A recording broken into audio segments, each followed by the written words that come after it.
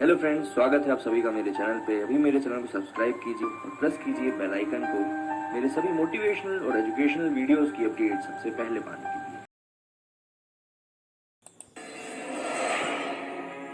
लिए। एक वो लोग जो सपना देखते हैं और एक वो लोग जो बड़ा सपना देखते हैं, इन दोनों में डिफरेंट है। एक वो लोग जो बड़े सपने देखते हैं और एक वो लोग जो उन बड़े सपने को पूरा करते हैं, डिफरेंट है। एक वो लोग होते हैं जो ये सोचते हैं कि मुझे ये चाहिए ही चाहिए और अगर नहीं भी मिला तो कोई प्रॉब्लम नहीं, लेकिन एक वो लोग होते हैं जो ये सोचते हैं कि मुझे ये चाहिए ही चाहिए, हर कीमत पर चाहिए, डिफरेंट है। अगर आप इस टाइम पर वो नहीं कर रहे हो जो आपके लिए सबसे ज़्यादा इम्पोर्टेंट है, आपके सपनों से जुड़ा हुआ काम है, तो आपका ड्रीम नहीं, सिर्फ एक विश है। और इस दुनिया में ऐसा एक भी इंसान नहीं है जिसके पास कोई विश नहीं है। 80% से ज़्यादा लोगों की ज़िंदगी में कोई ड्रीम नहीं होते, कोई गोल्स नहीं होते, और सिर्फ यही कारण है कि सिर्फ 8% लोग सक्सेसफुल हो पाते हैं और सिर्फ 1% लोग हाईली सक्सेसफुल हो पाते हैं। आपके जीवन की हर वो सिचुएशन, हर वो परिस्थिति जिसमें आप संघर्ष कर रहे हो, जिसमें आप स्ट्रगल कर रहे हो, उसमें एक बहुत बड़ी अपॉर्चुनिटी छिपी हुई है। बस जो इंसान उस अपॉर्चुनिटी को देख लेता है वो निकल जाता है, और जो इंसान नहीं देख पाता वो वहीं अटक जाता है। हम सब सपनों की दुनिया में जीते हैं, लेकिन अपने सपनों को सच करने का सबसे अच्छा तरीका है जाग जाओ। आंखें खोलो, देखो इस दुनिया को किस किस लेवल के लोग हैं, किस लेवल की उनकी सोच है, किस लेवल के उनके सपने हैं, क्या क्या करने को तैयार है वो उन सपनों के लिए। कोई भी इंसान जो अपनी जिंदगी में कुछ बड़ा नहीं कर पाता, जो अपने सपनों पर काम नहीं कर पाता, उसके दो सबसे बड़े कारण होते हैं। एक तो है फेल होने का डर और दूसरा है अपनी खुद की सेल्फ ईगो।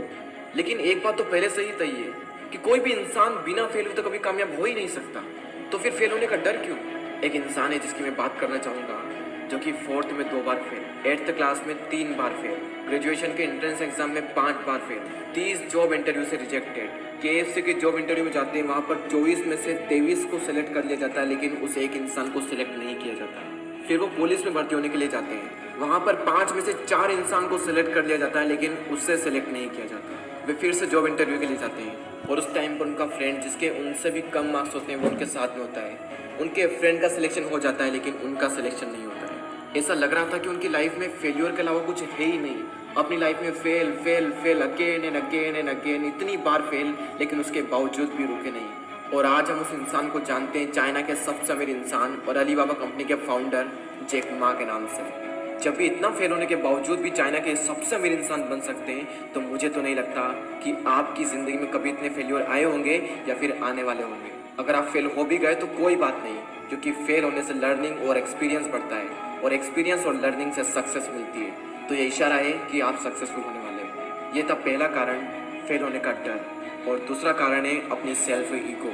एक रिसर्च शो करती है कि आधे से ज़्यादा लोग सिर्फ अपनी ईगो के कारण अपनी ज़िंदगी में ज़्यादा कुछ बड़ा नहीं कर पाते। अगर आपको छोटे से छोटे लेवल का काम करना पड़ रहा है, करो।